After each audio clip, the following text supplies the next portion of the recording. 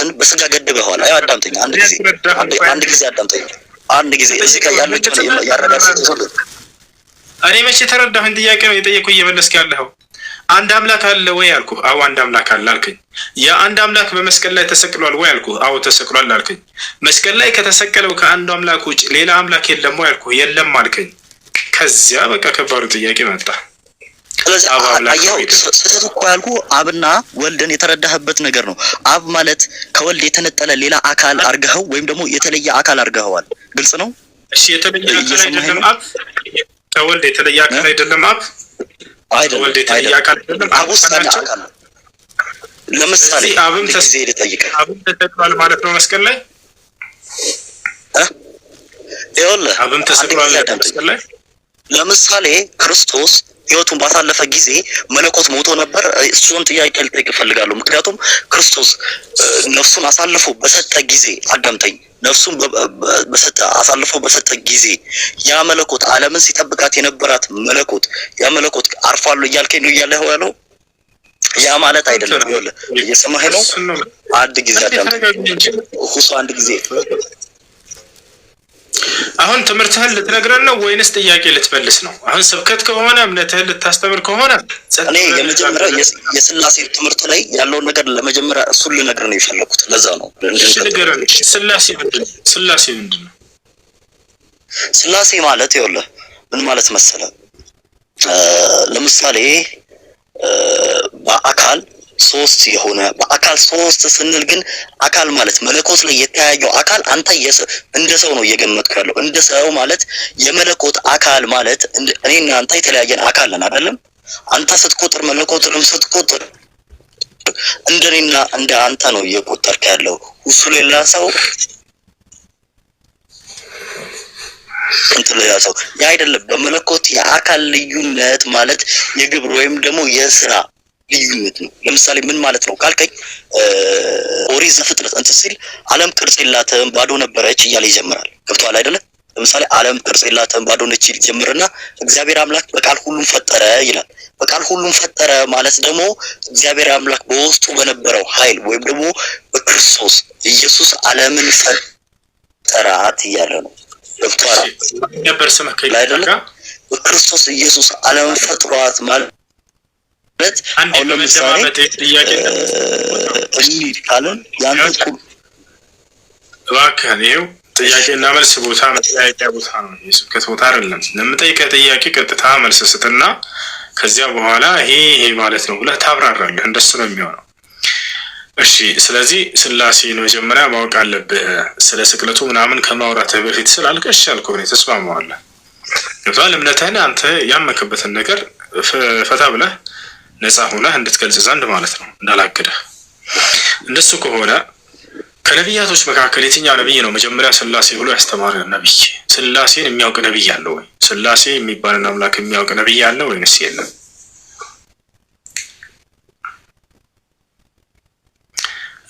ቃል በቃል ስላሴ ብሎ ያስተማረ ነቢይ አለ? በመጀመሪያ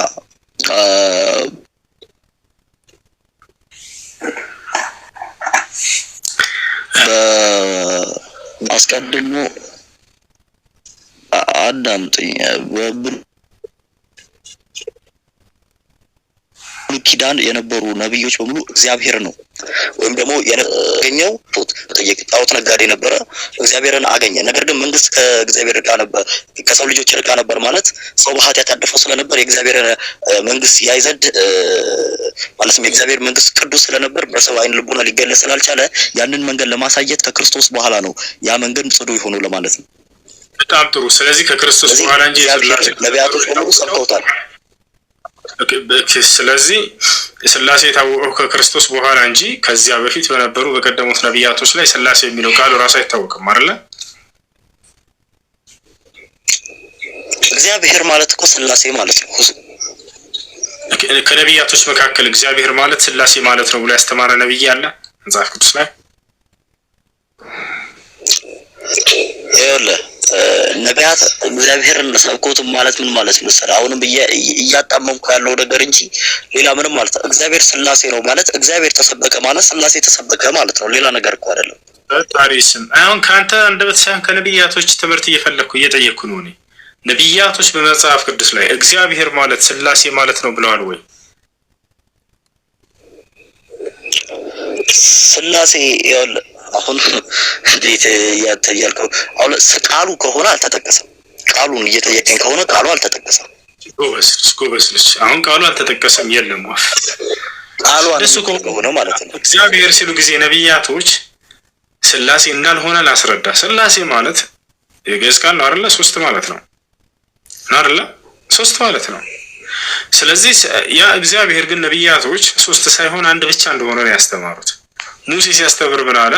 እስራኤል ሆይ የትእዛዛት ሁሉ ፊተኛይቱና መጀመሪያይቱ እስራኤል ሆይ ስማ፣ ጌታ አምላካችን ስላሴ ነው።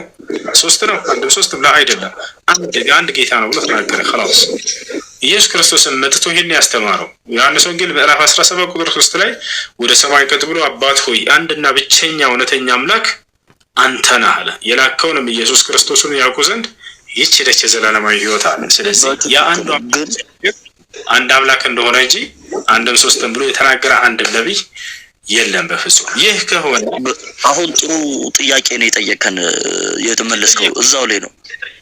አንድ ጥያቄን አዳምጥ እንጂ ይህን መለስከ። አንተ ጥያቄን አዳምጥ። አሁን አንተ ኢየሱስ ክርስቶስ አምላክ ነው ብለህ ታምናለህ አይደለ? በትክክል አምላክ ኢየሱስ ክርስቶስ አምላክ እንዳለው አስተምሯል አላስተማረም? ለራሱ ምን አልከኝ?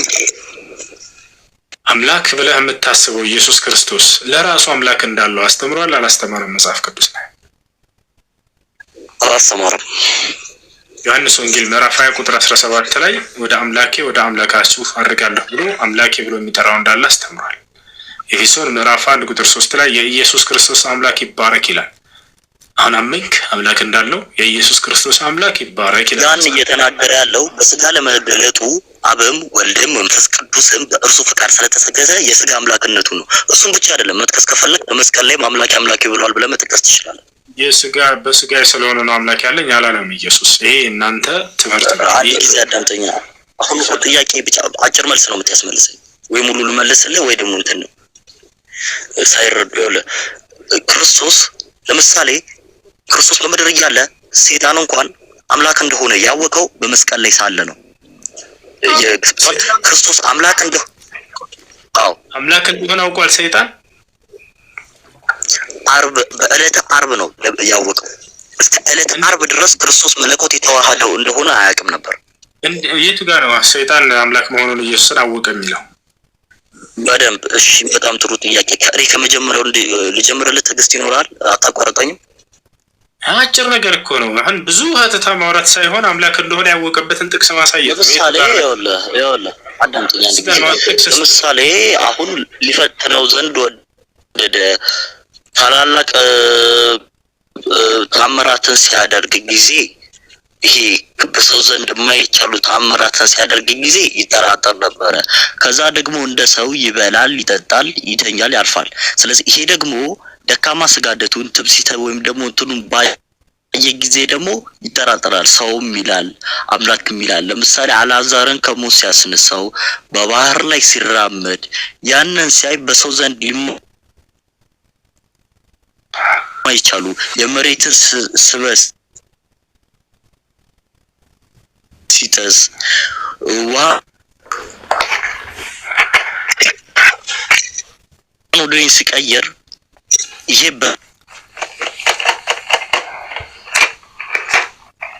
በሰው ዘንድ እንትን ነበር። አልዓዛርን እንኳን ሲያስነሳው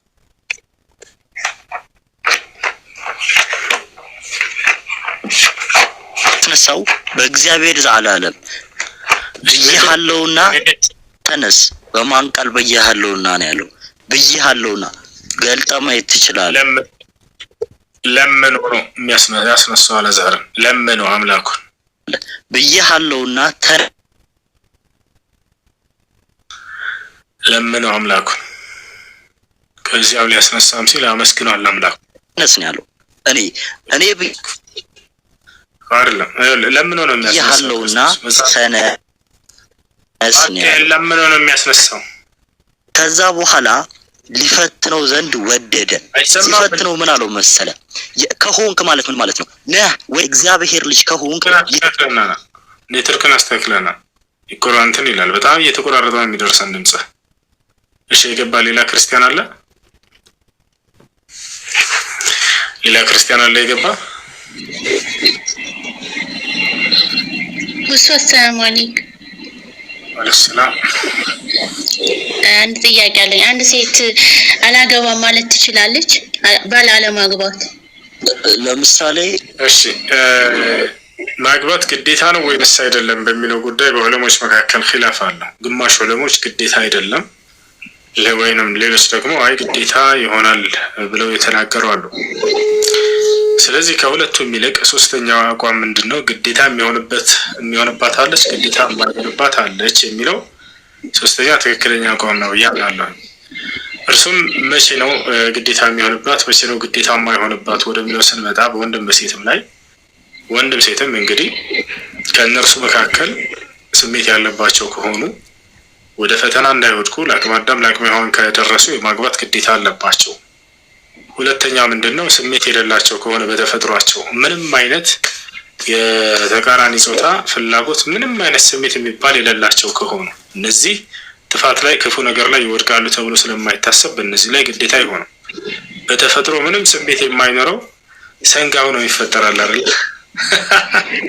ምሳሌ እኔ ማግባት አልፈልግም፣ በቃ አላህን መገዛት ነው የምፈልገው። አንዴ አግብቻለሁ ፈትቻለሁ፣ አሁን አልፈልግም ከዚህ በኋላ ምን ትለኛለህ?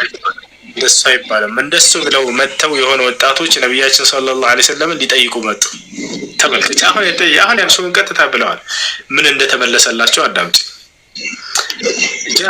ثلاثة شاب إلى النبي عليه الصلاة والسلام ሶስት ወጣቶች ወደ ነብያችን ሰለላሁ ዐለይሂ ወሰለም ጋር መጡ። ሲመጡ ጊዜ ቤት ጥያቄ ሊጠይቁ ነብያችን ሰለላሁ ዐለይሂ ወሰለም የሉም ነበር። እናታችን አይሻን አገኙ። ምን ፈልጋችሁ ነው አለቻቸው።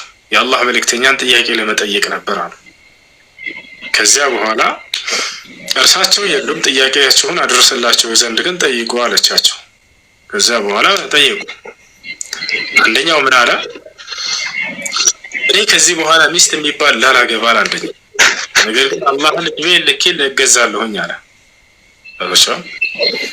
ሌላኛው መጣና እኔ ከዚህ በኋላ እንቅልፍ የሚባል አልተኛም፣ አላህን ስገዛ እኖራለሁኝ አለ። ሌላኛውም ልክ እንደው ተናገረ። ነብያችን ሰለላሁ ዐለይሂ ወሰለም ደረሳቸው የጥያቄ ሶስታቸውንም ተቃወሟቸው።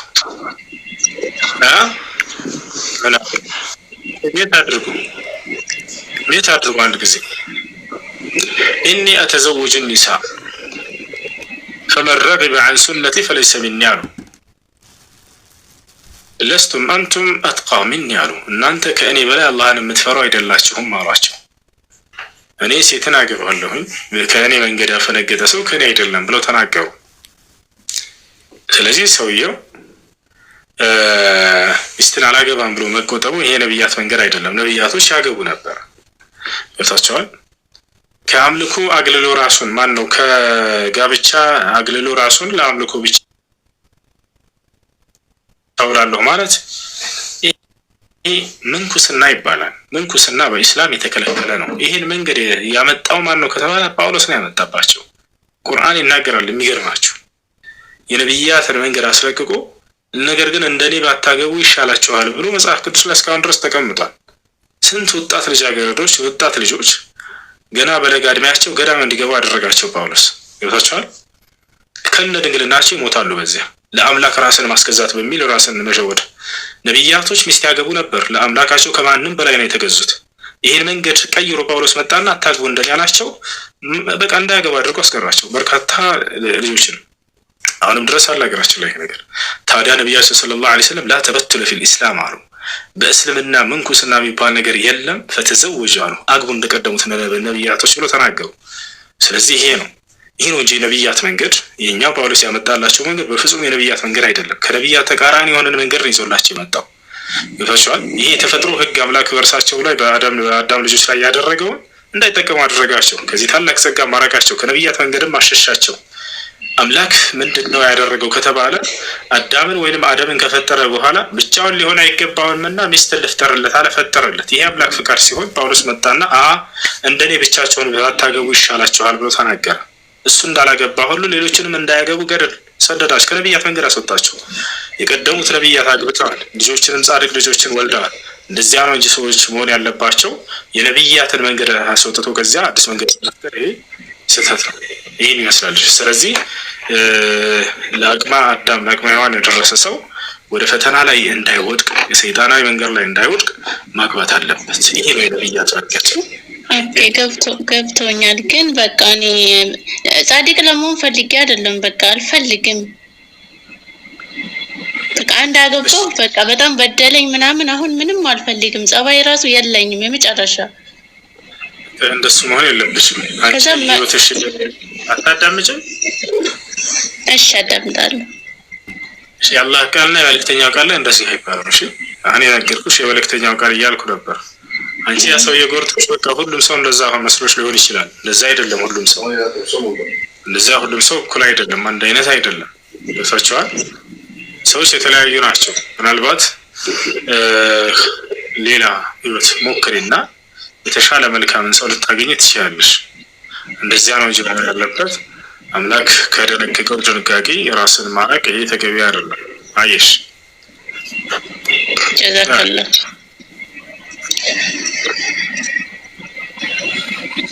ወያኩ። እሺ ጥያቄ አለ? ይቀጥል። ወአለይኩም ወራህመቱላሂ ወበረካቱ።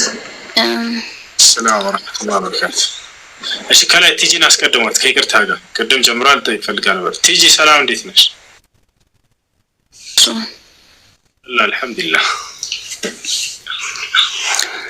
እሺ ኢየሱስ ክርስቶስ አምላክ እንደሆነ የሚያሳይ ማስረጃ የለም ስትል ሰምቼ ነው ከመጀመሪያው የሚገባውና። ኢየሱስ ክርስቶስ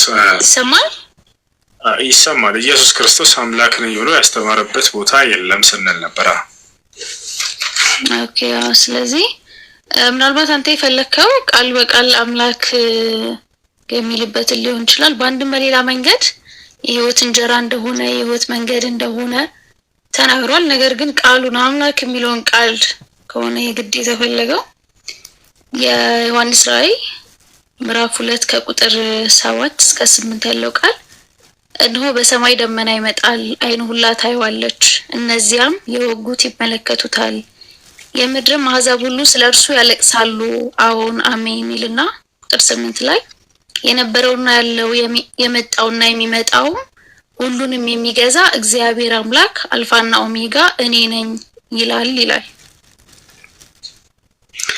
እሺ መልካም። አንደኛ ኢየሱስ ክርስቶስ ከተናገረው ነበር ያለው። እዚህ ቦታ ላይ እየተናገረ ያለው ያለውና የነበረው የተባለው አካል ነው። ያለውና የነበረው የተባለው ደግሞ ወደ ላይ ከፍ ብለሽ ቁጥር 4 ላይ ካለውና ከነበረው ተብሎ አብ ተገልጿል። ገብቶሻል? ከዚያ በኋላ ከሰባቱ መናፍስት ከዚያም ከእውነተኛ ምስክር ከሆነው ከኢየሱስ ክርስቶስ ይላል። ገብቶሻል አይደል? ያለውና የነበረው ብሎ አንዱን አምላክ ከገለጸ በኋላ ነው እንደገና ሰባቱን መናፍስቶች አስገብቶ ከዚያ ስለ ኢየሱስ ክርስቶስ የሚናገረው። ስለዚህ ያለና የነበረ የተባለው ያ አንዱ አምላክ ራሱ ነው። እሱን ነው አምላክ ነኝ ይላል እያለ እየተናገረ ያለው። ሲቀጥል እዚህ ቦታ ላይ ይላል እያለ ነው ባዩ ሌላ አካል ነው። አይ ኢየሱስ ነው ካላችሁ፣ ስለዚህ ኢየሱስ የአምላኩን ቃል እያደረሰ ነው። አምላክ ነኝ ይላል እያለ ነው ኢየሱስ። ስለሌላ አካል እየነገረ ነው። አይ እዚህ ጋር ቁጥር 7 ላይ እኮ የሚለው እነሆ በሰማይ ደመና ይመጣል፣ ዓይን ሁላ ታየዋለች ካለ በኋላ እነዚያም የወጉት ይመለከቱታል። የወጉት እነማን ናቸው? ማንን ነው የወጉት? እዚህ ጋር የምትመልስልኝ? አራት ነጥብ ብሎ ዘጋውና ሚያት አድርገው እንደ ወገናችን ሰው ያወራ ከሆነ አጣጋት ትገባ። ቅድም አውርተናል። አሁን እሷ ትቀጥል።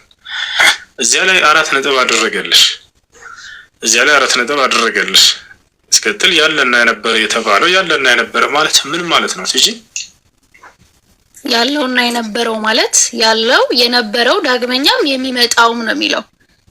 አልፋና ኦሜጋ ማለት መጀመሪያና መጨረሻ ነው አይደለ? ከዓለማት በፊት የነበረ ማለት ነው። የመጣ ነው፣ ሰው የሆነ ማለት ነው። አዳምጪኝ አንዴ። ሰው የሆነ የሚል ትርጓሜ የለውም። አልፋና ኦሜጋ ወይንም ያለና አይደለም የመጣው የሚለውን ስተረጉምልህ ነው። ምክንያቱም ሰው ሆኖ ስለሆነ አምላክ የመጣው እሱ አብም ራሱ ይመጣል። ስለሱ አይደለም አሁን ጥያቄያችን። ያለና የነበረ የሚለውን ትርጓሜ ምን ማለት ነው? ያለ የነበረ ማለትን ማለት ነው። ያለ የነበረ የመጣውና የሚመጣውም ይሄንን አትነጣጥለውም። ችግር የለውም። እሺ ያለ ማለት አሁንም ያለ ነው። የነበረ ማለት ከጥንትም የነበረ ነው። ዘላለማዊ ማለት ነው ባጭሩ ቃሉ። ዘላለማዊ ለሆነ አካል ሞት ይስማማዋል አይስማማው? ይሞታል አይሞትም? ዘላለማዊ የተባለ አካል በመጀመሪያ ደረጃ ስለ አምላክ ስናወራ ስለ እግዚአብሔር ስናወራ ምን አለው? ምንነት አለው፣ ማንነት አለው። ምንነት አለው፣ ማንነት አለው። ያለና የነበረ ዘላለማዊ ይሞታል። ልመልስልህ ነው። መለኮት አይሞትም። ስለዚህ ኢየሱስ መለኮት አይሞትም። ስለዚህ ኢየሱስ ሞቷል አይደል? ክርስቶስ በስጋ ሞቷል። አዎ በስጋ ስለተገለጠ ሁላችንም በስጋ እኮ ነው የምንሞተው። አዲስ ነገር የለውም። እንደሱ ብቻ ከሆነ እንዴት ማለት? በስጋችን ነው የሚሞተው እኮ ስጋችን ይሞታል። አሁን ግን እያወራን ያለ ነው ስለ አንዱ ስለ ቃል የአብ የባህሪ ልጁ ስለሆነው ስለ ወልድ ኢየሱስ ክርስቶስ ነው። ስለዚህ እሱ ደግሞ ቃል አምላክ አልሞተም ትሉና በስጋ ነው የሞቱት ትላላችሁ። በስጋ መሞት ብርቅ አይደለም። ሁሉም የአዳም ልጆች በስጋ ነው የሚሞቱት። አብርሃም በስጋ ነው የሞተው። ሙሴ በስጋ ነው የሞተው። ኢየሱስም እንደ መጽሐፋችሁ በስጋ ሞተ። ምንም አዲስ ነገር የተለየ የለውም ከሰዎች የተለየ እና መለኮት ይሞታል እያልከኝ ነው? መለኮት ይሞታል እያልከኝ ነው በአንተ አባባል? የለም መለኮት አይሞትም። ለዚያ ነው ኢየሱስ ክርስቶስ አምላክ አይደለም የምን ምክንያቱም እርሱ ሞቷልና እንደናንተ እምነት በስጋ ሞቷል። ለምን? ስለተዋሃደ የፈጠረውን ስጋ ስለተዋሃደ የፈጠረውን ስጋ ከድንግል ማርያም ስለተዋሃደ ስጋ ደግሞ መዋቲ ነው። ኢየሱስ ክርስቶስ እኮ እኔም በስጋ ነው የምሞተው። ልዩነቱ ምንድን ነው? እኔም አምላክ ልሆን ነው ማለት ነው። አንተ በስጋ ትሞታለህ፣ ግን አንተ በስጋ የምትሞተው ሁሱ ዳግመኛ ላትነሳ ነው በትን ማለት ነው። ክርስቶስ ግን በስጋ የሞተ ዳግም አንሰው መለኮትነቱን ሊገልጥ ነው። እንነሳለን፣ ሁላችን እንነሳለን። ይሄን አታውቅም? አንተ ራስህ ትነሳለህ። ይኸውልህ በመጀመሪያ መለኮት አይሞትም። መለኮት ልክ ነህ፣ አያርፍም። መለኮት አይደክምም። ታነሳውን ሀሳብ አትመለስበት እባክህ። እኔ ይኸውልህ አንተ ራሱ አትነሳም አልከኝ። በዚህ ላይ ቁምና ውራ። ከዛ ይኸውልህ ብለህ እንደገና ሌላ አትመለስ። አንተ ራሱ እኔ በስጋ ሞታለሁኝ፣ ክርስቶስን በስጋ ሞቷል እንደናንተ እምነት። አንተ እኮ አትነሳም አልከኝ። እነሳለሁ፣ እንነሳለን እኛ። ምክንያቱም ክርስቶስ የአዳምን ጥሪ ሊጣራ የመጣ በአዳም ስም የመጣ በግ ነው። ክርስቶስ ማለት ሊሰዋ የመጣ የያዕቆብ የይስሐቅ አምሳያ ነው። ኢየሱስ ክርስቶስ የቱ ጋር ነው እኔ በአዳም ስም የመጣሁ ነኝ ብሎ የተናገረበት? እሺ አዳምጠኛ እኮ ይኸውልህ፣ ለምሳሌ አሁን እግዚአብሔር አምላክ ዓለምን ፈጠረ። ዓለምን ፈጥሮ ደግሞ በሰባተኛው ቀን አረፈ ይላል። ለመለኮት ማረፍም ቢሆን አልተሰጠውም። መለኮት አያርፍም። ለካ መለኮት ያርፋል ሲባል እግዚአብሔር አምላክ አስቀድሞ ግልጽ ነው ክርስቶስ እንደሚመጣ ዓለም እንኳን ሲፈጠር የተተነበየ ነው። ለምን በሰባተኛው ቀን አረፈ ማለት ምን ማለት መሰለ?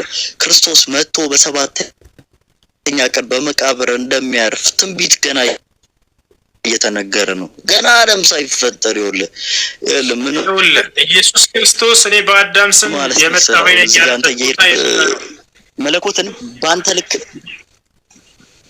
ምክንያት ይኸውልህ ዳዊት አስቀድሞ ማለት ነው አምላኬ አምላኬ ብሎ ይጣራል አለ። በመስቀል ላይ ክርስቶስ አምላኬ አምላኬ ለምን ተውከኝ ብሎ ይጣራል እኮ። እየሰማኸኝ ነው? አምላኬ አምላኬ ለምን ተውከኝ በፈጣሪ ስም እዛም እንደ ፌንታ እየረጋገጥክ ሄድክ እኮ። እንዴት እንያዘ አመለጥከን። አንድ ጥቅስ ላይ አንድ ሀሳብ ላይ ቁምና እሱን ጨርስና ወደ ቀጣይ ትሄዳለህ። እኔ ለምሳሌ ከክርስቶስ የምለይበት ነገር ምንድን ነው? እስኪ ንገረኝ። ለምሳሌ በስጋ ነው የሞተው አልከኝ። እኔም በስጋ ነው የምሞተው። ገብቶሃል አይደለ?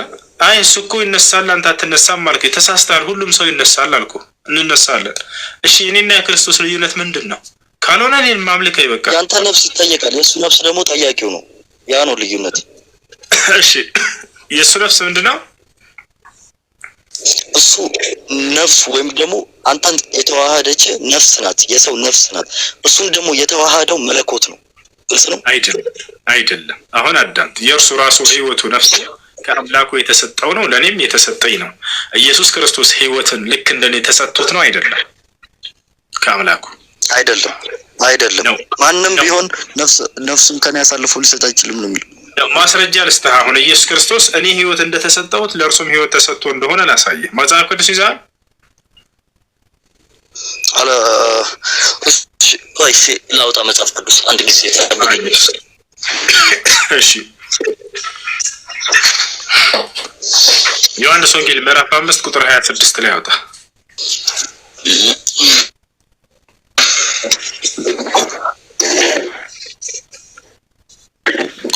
ትይጂ ነበረች ጥያቄዋ በዛው አስገባት። ዮሐንስ ወንጌል ስንት? ዮሐንስ ወንጌል ምዕራፍ 5 ቁጥር 26።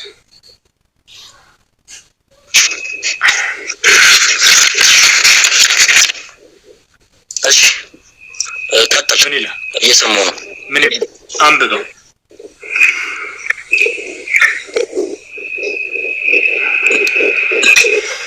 አንብበው።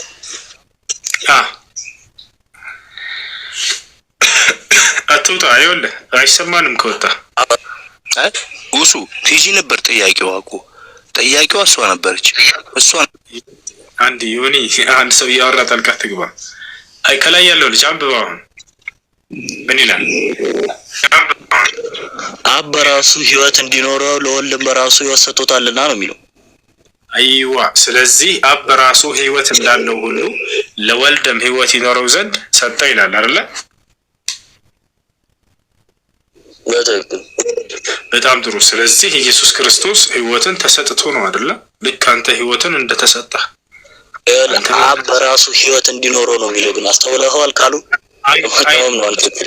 አይልም እንደሱ። አብ በራሱ ህይወት እንዲኖረው ይላል። አይደለም። አብ በራሱ ህይወት እንዳለው ሁሉ ለወልድም እንዲሁ ህይወት እንዲኖረው ሰጥቶታል ይላል።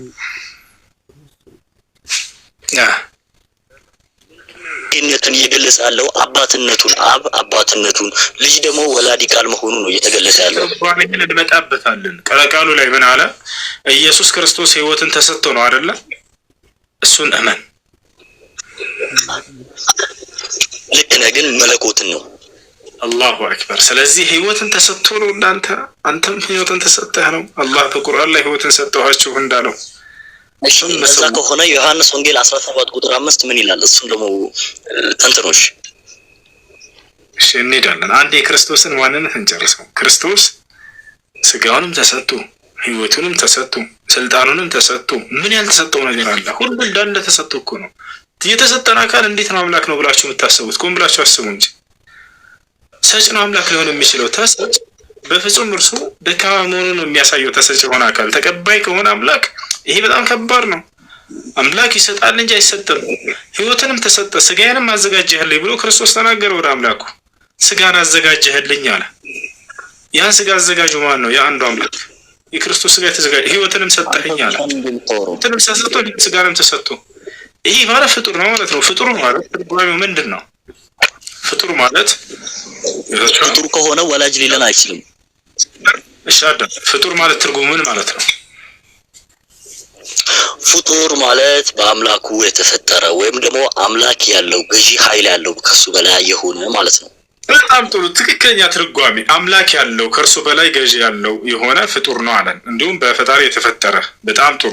ስለዚህ ኢየሱስ ክርስቶስ እሺ፣ በጣም ጥሩ። ስለዚህ አምላክ ያለው ፍጡር ነው ብለህናል። ስለዚህ ኢየሱስ ክርስቶስ አምላክ እንዳለው አስተምሯል። ወደ አምላካቸው አድርጋለሁ ብሎ አምላክ እንዳለው ዮሐንስ ወንጌል ምዕራፍ 20 ቁጥር 18 ላይ አስተምሯል።